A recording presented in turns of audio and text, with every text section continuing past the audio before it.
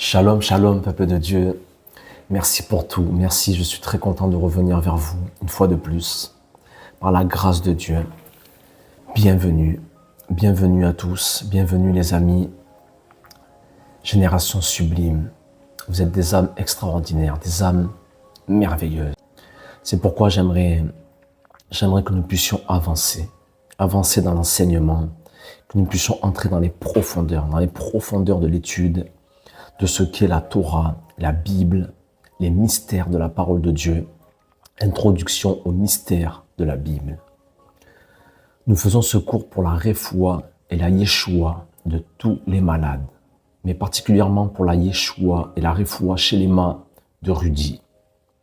Que la lumière de ce cours puisse lui apporter la guérison au nom suprême de Yeshua. Alors, sans plus tarder, et pour essayer de faire bref et simple, nous avions vu que la Torah était de la pure lumière. Nous avions vu que cette lumière avait été habillée avec ce que l'on appelle des lettres. Et que ces lettres étaient ce que l'on appelle la parole de Dieu.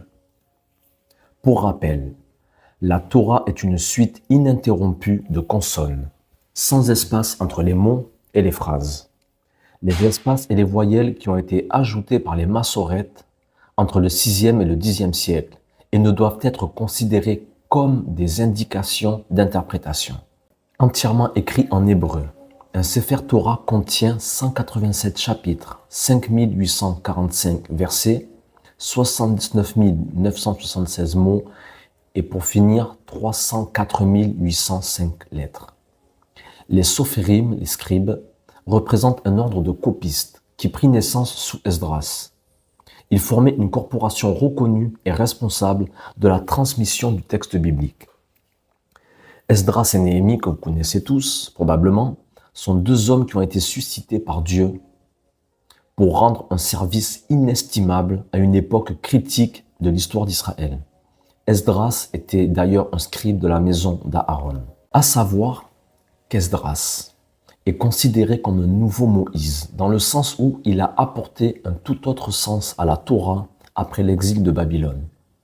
Et c'est là que, lorsque je vous dis qu'on ne peut pas prendre le texte, on ne peut pas prendre la parole de Dieu au premier degré. Nous l'avions vu dans les cours précédents, les graves dommages que cela avait pu causer durant toute l'histoire de l'humanité, durant les 2000 ans d'histoire de l'Église.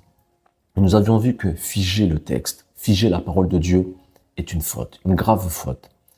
Et c'est de là que sont nées d'ailleurs toutes les sectes, toutes les doctrines, tous les dogmes et toutes les religions auxquelles nous sommes aujourd'hui confrontés.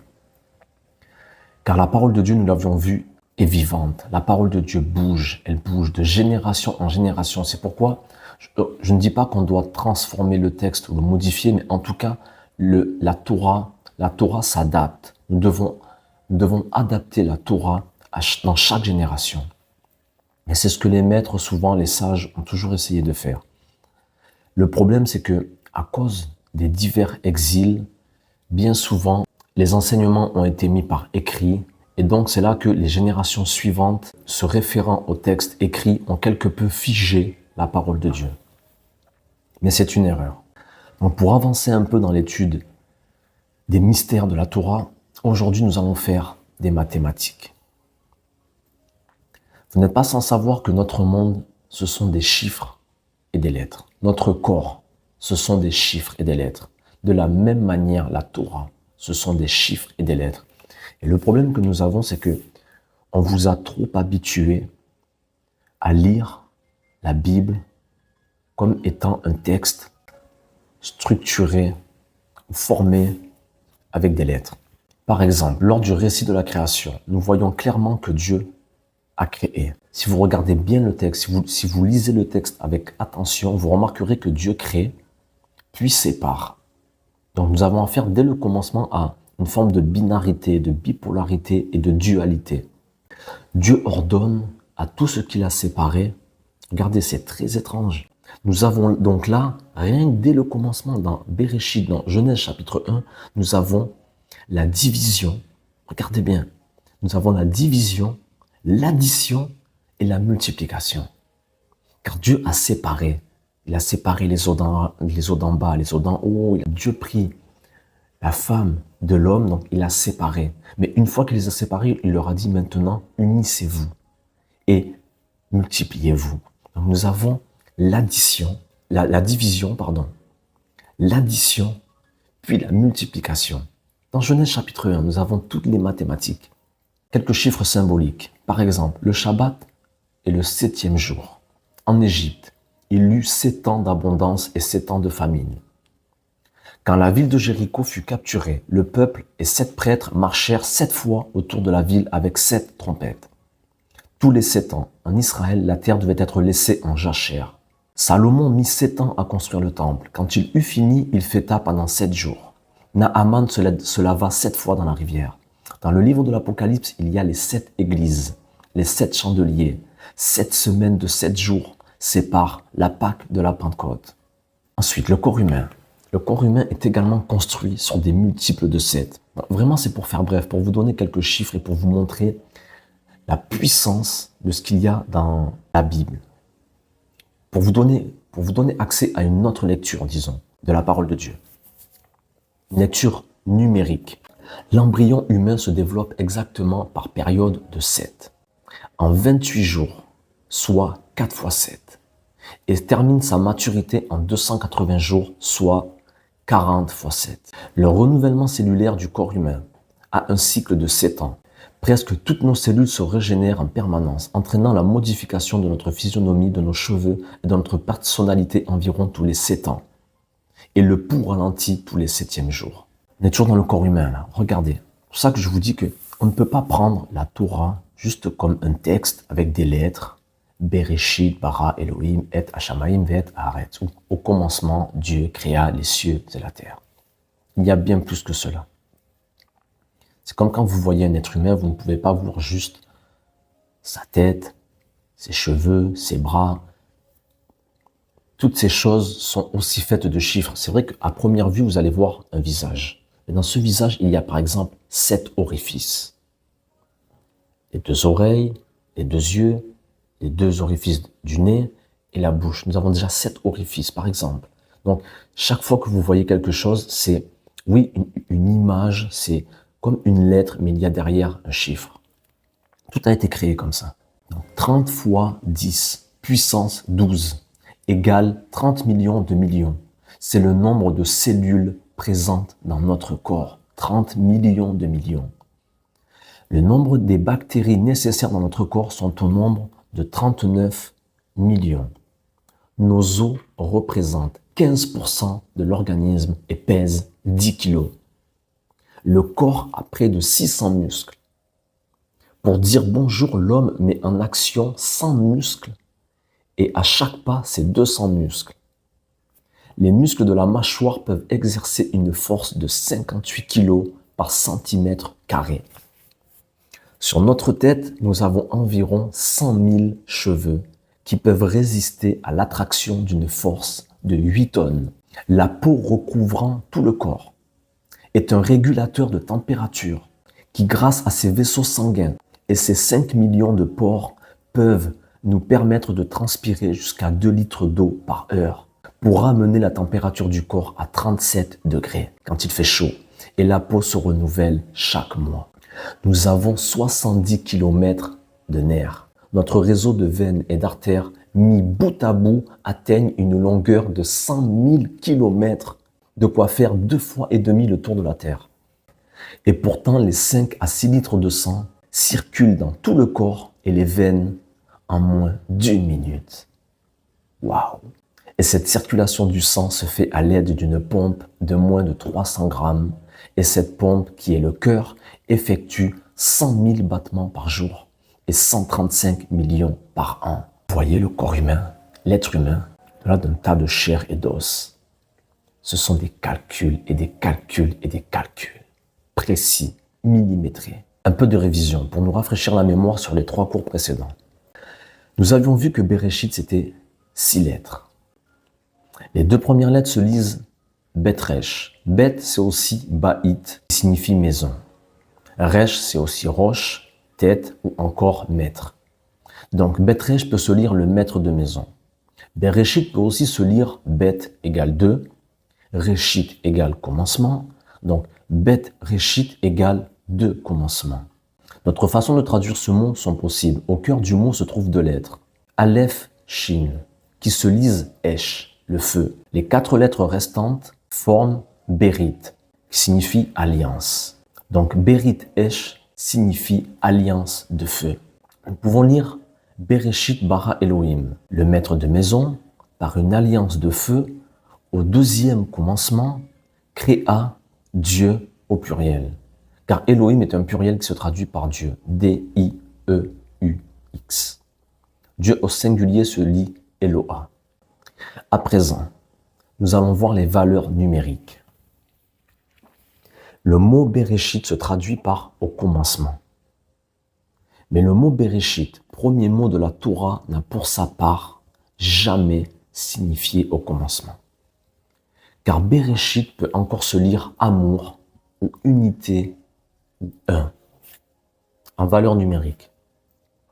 Dans le langage simple mais non révélé, nous avons accès à une lecture qui nous signifie Bereshit bara Elohim. Quand vous ouvrez vos Bibles, vous verrez toujours généralement au commencement Dieu créa. Nous avons vu qu'il y avait de très nombreuses lectures. Nous allons en découvrir encore quelques-unes aujourd'hui. Car dans un langage plus élaboré et donc dévoilé, nous pourrons lire l'amour de Dieu créa. Et non plus au commencement Dieu créa, ou comme nous l'avions vu, le maître de maison à un deuxième commencement, etc., etc. Là, nous pouvons lire sur une nouvelle lecture numérique l'amour de Dieu créa les cieux et la terre.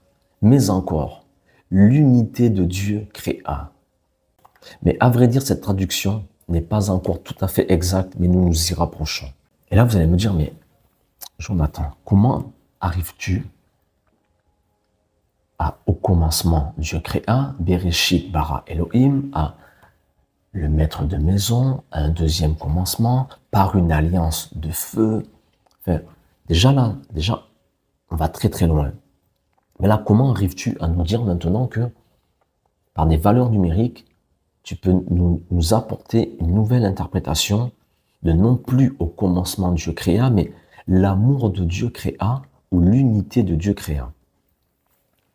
À vrai dire, il faut savoir que dans la langue hébraïque, c'est une chose tout à fait banale que de transmuter d'une lettre à un chiffre ou d'un chiffre à une lettre. C'est quelque chose de normal. Pour nous francophones, c'est vrai que nous ne sommes pas tellement habitués à travailler ou à étudier de cette manière, mais pour les Hébreux, c'est quelque chose de tout à fait normal en fait. Ils ne se posent même pas la question à savoir mais pourquoi, comment, c'est normal. Par exemple, pour vous donner un exemple simple, afin que vous puissiez comprendre, à l'école. Vous êtes à l'école, sur votre banc d'école avec vos camarades de classe. On pourrait bien vous dire, par exemple, ouvre ton livre à la page Yud Dalet. Et Yud Dalet, c'est 2 lettres. C'est 2 lettres qui forment le mot Yad, qui signifie main. La main, donc. Le mot Yad, en hébreu, c'est la main. Et vous comprenez bien que si vous êtes devant votre livre, là, voilà, regardez. Là j'ai ma Torah, le Pentateuque, je suis devant mon livre, et puis l'enseignant me dit, Jonathan, ouvre ton livre à la page Yud Dalet. Étant un hébreu, je comprends bien que le professeur n'est pas en train de me dire, Jonathan, ouvre ton livre à la page main. Parce que Yud Dalet, c'est la main, c'est Yad. Mais lorsque là, il s'agit d'ouvre, selon le contexte, voilà, selon le contexte pour comprendre. Lorsque l'enseignant va me dire, Jonathan, ouvre ton livre à la page Yud Dalet, je ne comprends là qu'on n'a plus affaire à la main, mais que nous avons affaire à Yud Dalet, à des nombres. Vous allez comprendre. Donc, Yud Dalet signifie main. C'est le mot Yad. Ce sont 2 lettres. Yud Dalet, ce sont 2 lettres qui signifient main. Mais encore, Yud Dalet est également un nombre qui signifie 14. Pourquoi? Parce que Yud, la lettre Yud, qui est une lettre, la lettre Yud équivaut à 10, a pour valeur numérique 10. Et Dalet a pour valeur numérique le chiffre 4. Donc Yud Dalet égale 14. Donc, quand l'enseignant me dit, Jonathan, ouvre ton livre à la page Yud Dalet, moi, je sais qu'il m'a dit, ouvre ton livre à la page 14.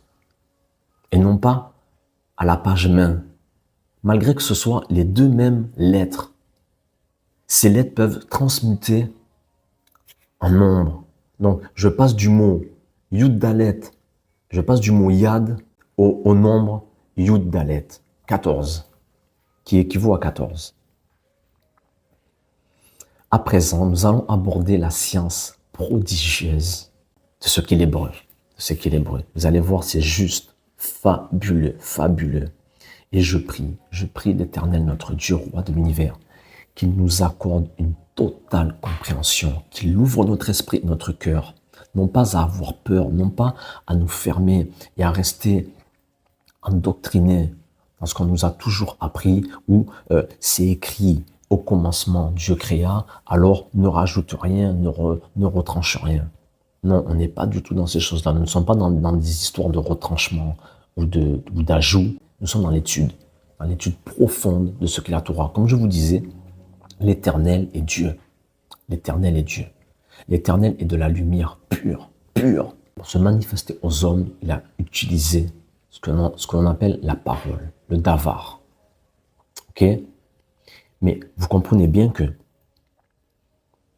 ces lettres, et nous avions vu que ces lettres étaient des récipients justement ayant la capacité de contenir cette lumière, sans quoi Dieu n'aurait pas pu malheureusement se manifester à nous, surtout nous, êtres humains dans nos générations, étant quand même tellement affaiblis après presque 6000 ans d'histoire. Nous avons été fortement affaiblis de faute en faute, de péché en péché. Nous arrivons, nous, à la fin de l'histoire de l'humanité. Nous sommes des âmes exceptionnelles, oui. Dieu nous a choisis pour un travail spécifique, pour clôturer, pour achever l'histoire. Mais néanmoins, nous sommes quand même arrivés à des niveaux de faiblesse et de fatigue extrême. Donc, l'Éternel a été obligé de contenir cette lumière. Imaginez, l'Éternel est Dieu, il est infini, il est incréé. Nous sommes des créatures, nous sommes créés, nous sommes des êtres finis. Donc, pour se révéler à nous, il a dû obligatoirement contenir cette lumière afin qu'elle nous soit accessible. Et c'est ce que l'on appelle les lettres. Mais encore des chiffres. Alors regardez comment c'est fabuleux, extraordinaire. Alors Yud Dalet forme le mot Yad, qui signifie la main, équivaut 14. Regardez, c'est extraordinaire. Savez-vous combien de phalanges contiennent la main? Mon frère, ma sœur, dans la main, qui a pour valeur numérique 14, Yad, c'est la main, et Yud Dalet, c'est aussi 14. Et dans la main, il y a étrangement, miraculeusement, le miracle de Dieu. Il y a 14 phalanges. 1, 2, 3, 4, 5, 6, 7, 8, 9, 10, 11, 12, 13, 14. Comptez, je vous laisserai compter. Il y a 14 phalanges dans la main. 14. Cette méthode alphanumérique entre dans le cadre des 7 règles d'interprétation codifiées par Hillel Azaken. Et tout ça pour vous dire qu'on ne peut pas non plus faire n'importe quoi.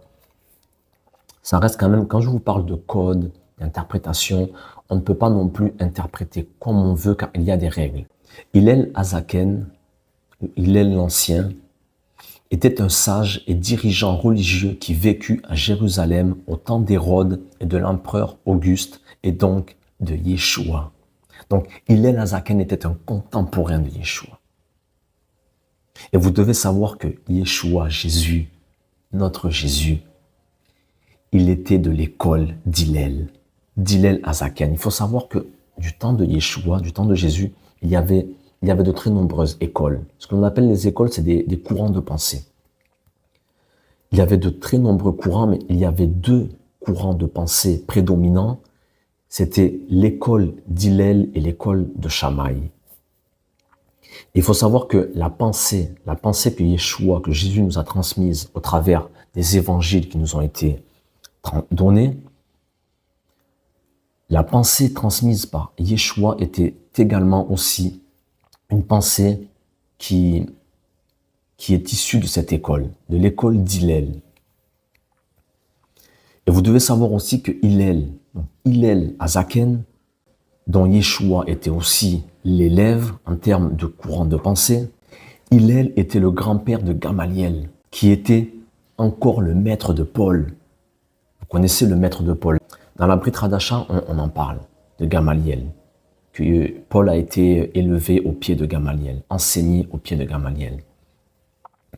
Et Gamaliel était le petit-fils d'Hillel Azaken, qui a codifié et qui a donné des règles d'interprétation de la Torah.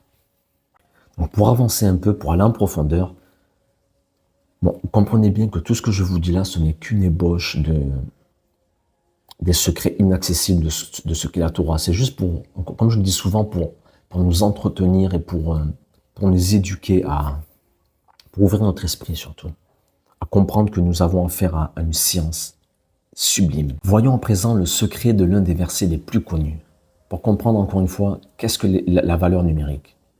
Genèse chapitre 2 et au verset 24. C'est pourquoi l'homme quittera son père et sa mère et s'attachera à sa femme, et ils deviendront une seule chair. L'interprétation de ce verset dans le langage littéraire serait: l'homme quittant son père et sa mère, s'attachant à sa femme pour ne former qu'une seule chair, deviennent ainsi à leur tour père et mère et une seule chair au travers de l'enfant. C'était l'ordre que l'Éternel avait donné à l'homme et à la femme, de procréer, de se multiplier, de dominer, etc. Et regardez en valeur numérique ce que signifie le père et la mère.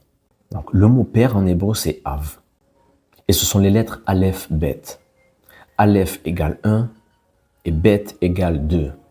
Donc, le mot père est équivalent à 1 plus 2 qui est égal à 3. Donc, nous avons déjà le 3, rien que dans le mot père, il y a le chiffre 3. Ensuite, la mère. Le mot mère en hébreu, ce sont les lettres Aleph Mem. Aleph égale 1 et Mem égale 40. Donc, le mot mère est équivalent à 1 plus 40 qui est égal à 41. Donc, le mot père est égal à 3 en valeur numérique et le mot mère est égal à 41. Et regardez le miracle de Dieu. Lorsque l'Éternel dit dans Genèse chapitre 2 au verset 24, c'est pourquoi l'homme quittera son père et sa mère, s'attachera à sa femme, s'unira à sa femme et ils ne deviendront qu'une seule chair. Et regardez le miracle, le prodigieux de Dieu, la science, l'ingénierie divine. L'enfant en hébreu c'est Yeled. Ce sont les lettres Yud, Lamed, Dalet. Yud est égal à 10, Lamed est égal à 30 et Dalet est égal à 4. Donc le mot enfant est équivalent à 10 plus 30 plus 4 égale 44. Comme par hasard, le mot enfant en valeur numérique, donc Yud, Lamed, Dalet, Yeled est égal à 44. Et comme nous l'avons vu précédemment, le mot M, la mère, Aleph Mem égale 41 et le mot père, Aleph Bet est égal à 3. Donc en valeur numérique, le mot père et le mot mère sont égales à 44. Comme par hasard. Comme par hasard. C'est juste extraordinaire. Extraordinaire. C'est alors que nous voyons que même au niveau de la procréation, de l'union de l'homme et de la femme, tout n'est que calcul mathématique en fait. Et on ne peut pas changer ça. On ne peut pas changer ça. Donc raison pour laquelle je dis que Bereshit peut se lire amour, unité ou encore un. Donc Genèse chapitre 1 et au verset 1, Bereshit bara Elohim. Au commencement, Dieu créa. Je vous disais qu'on pouvait encore le lire, l'amour de Dieu créa. Et pour en arriver à ce résultat, nous devons étudier l'ingénierie divine. Car Bereshit, nous l'avons vu, ce sont 6 lettres. Et le Bet vaut 2. Le Resh vaut 200. Le Aleph vaut 1. Le Shin vaut 300. Le Yud vaut 10. Et le Tav vaut 400. Et l'ensemble des 6 lettres du mot Bereshit totalise 913. Et là, francophone, vous allez me dire, mais 913, qu'est-ce que 913? Quel est le rapport au commencement et 913? Bereshit. Ce qu'il faut savoir, c'est que dans la science de Dieu, il y a, mais ça c'est pour tout ce que vous verrez dans ce monde, dans le monde créé, il y a toujours ce qui est à l'extérieur, donc ce qui est révélé, et ce qui est à demi révélé. Comme je vous disais par rapport au corps humain, quand vous voyez le corps humain, il y a ce qui est révélé, donc vous voyez la tête, vous voyez les membres, mais vous ne voyez pas l'intériorité. Il y a l'extérieur et l'intérieur, toujours.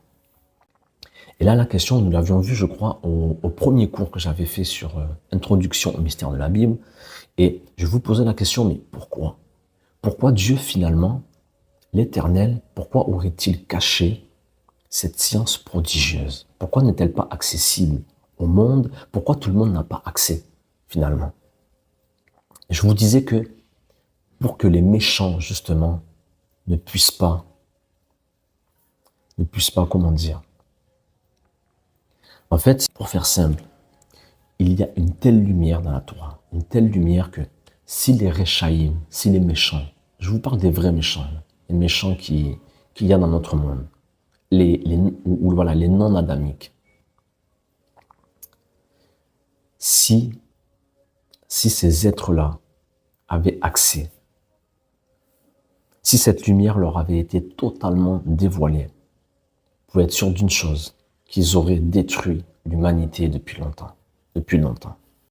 Et nous voyons d'ailleurs qu'au plus la science avance, au plus les technologies avancent et au plus l'homme se trouve enfermé, prisonnier. Donc 913, c'est Bereshit, maître de maison, alliance de feu, deux commencements. Mais lorsqu'on réduit ce chiffre, nous entrons un peu plus dans l'intériorité du mot. Et là, vous allez me dire, mais comment ça réduire ce chiffre? Vous devez savoir que si vous voulez entrer dans l'intériorité du mot Bereshit, il faut obligatoirement réduire. Ça, c'est une règle aussi, c'est une règle d'interprétation. Il faut réduire ce chiffre pour entrer dans l'intériorité de ce que signifie le mot Bereshit. Comment fait-on pour réduire ce chiffre? On l'additionne. Donc 913, c'est 9 plus 1 plus 3 égale 13. Et là, nous découvrons que 13, c'est la valeur numérique des lettres formant le mot amour, mais encore 1. Que sont les mots Ahava égale amour égale 13 et Echad égale 1 égale 13. De 913, pour entrer dans l'intériorité, en hébreu, ce qu'on appelle la pnimiut, c'est entrer dans l'intériorité du mot. Donc, le mot Bereshit est équivalent à 913. Si je veux rentrer à l'intérieur de ce mot pour le comprendre un peu plus en profondeur, je réduis ce chiffre, donc je prends les 913 et je fais 9 plus 1 plus 3 égale 13. Mais si je veux entrer encore à l'intérieur du 13, donc j'ai réduit 913, je suis passé à 13. Pour réduire maintenant le 13, je fais 1 plus 3 égale à 4. Donc de 3 chiffres, je suis passé à 2 et je passe maintenant à 1. Et là, j'entre encore dans l'intériorité du mot. Et 4, c'est quoi? 4, c'est aussi les 4 lettres du tétragramme. Enfin, il y a beaucoup de choses avec le 4, mais c'est encore aussi Yud et Vav e égale 26. Et nous avons vu là que le mot amour est égal à 13, que le mot Echad, 1, est aussi égal à 13. Donc l'amour et l'unité de Dieu sont égales à 26. Donc à Yud et Vav ke, les 4 lettres du tétragramme. Juste pour vous montrer quelques exemples de comment entrer, enfin qu'il est possible en tout cas d'entrer dans la profondeur afin de sonder les profondeurs des mots. Donc pour accéder, on va dire, à la lumière qui est cachée dans la lettre. Comme je vous disais, les lettres ne sont que des récipients de la lumière infinie de Dieu. Donc quand tu lis toi le mot Bereshit, déjà Bereshit c'est un niveau. Au commencement, déjà c'est une traduction. Donc déjà nous sommes un peu éloignés. La lumière est déjà un peu moins forte quand on lit au commencement. Quand on rentre dans Bereshit, la lumière est déjà bien plus forte. Et quand nous rentrons après encore dans l'intériorité du mot Bereshit par les calculs, nous avons accès à de plus en plus de lumière. C'était vraiment pour essayer de faire simple.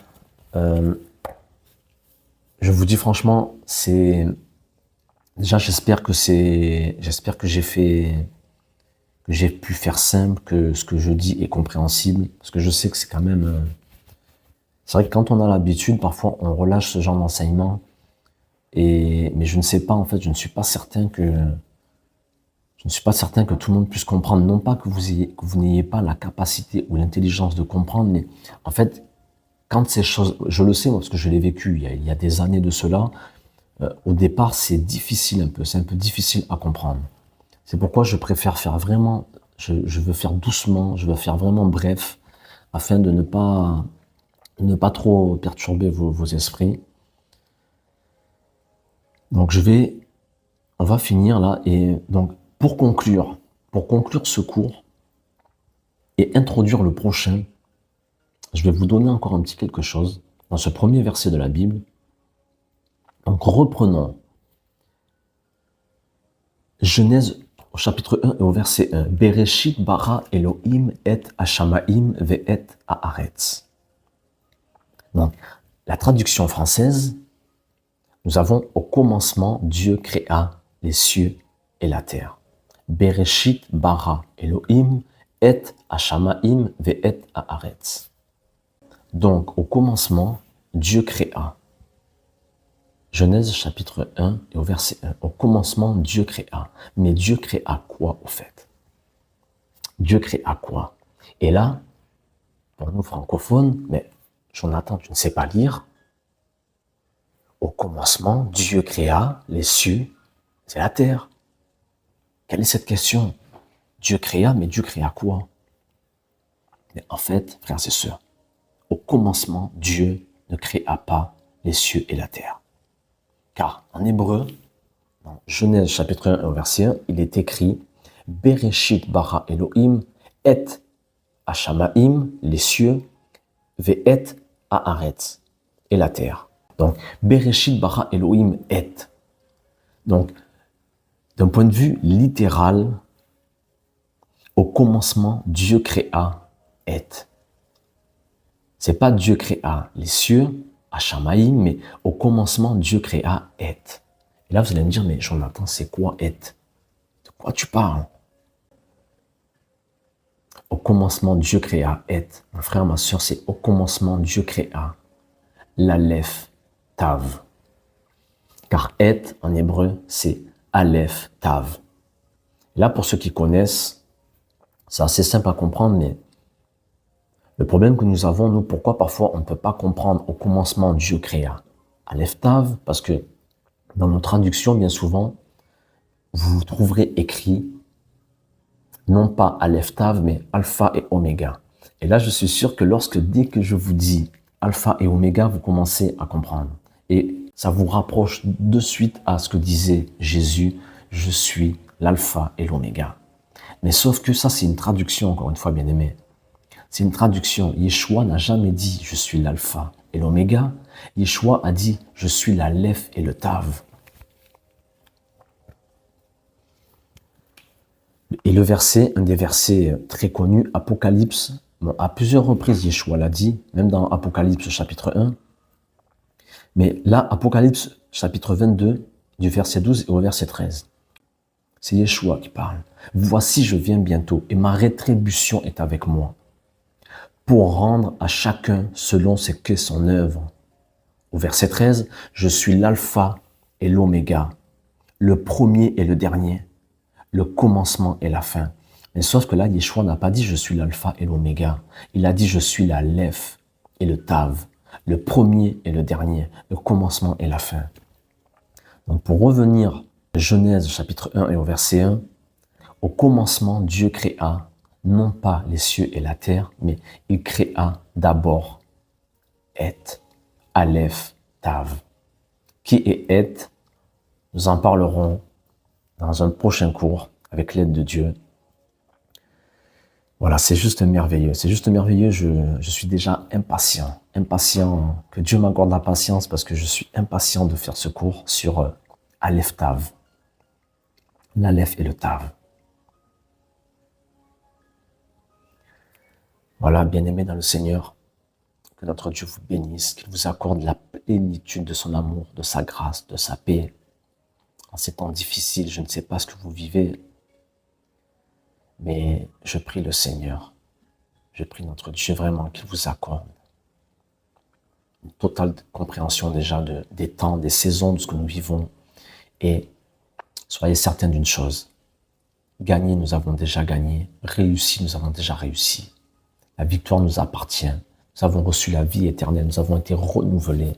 Soyez confiants, on avance les amis, comme je vous le dis souvent, mais malgré les apparences, nous avançons, le monde avance et nous arrivons bientôt au terme de l'histoire, au terme de nos souffrances, au terme du deuil, des cris, des souffrances et des larmes.